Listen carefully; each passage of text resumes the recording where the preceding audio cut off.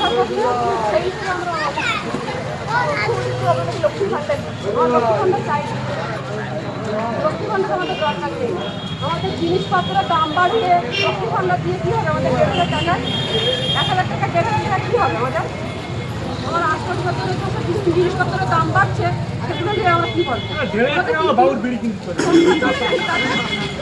বাচ্চা কাছে খাওয়া চলে যাবে।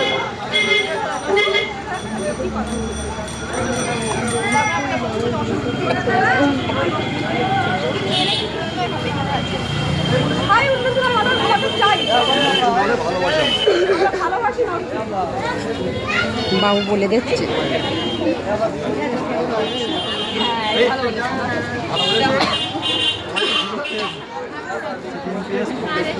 সব ভয়তে পালাচ্ছে, তো কি বলবে?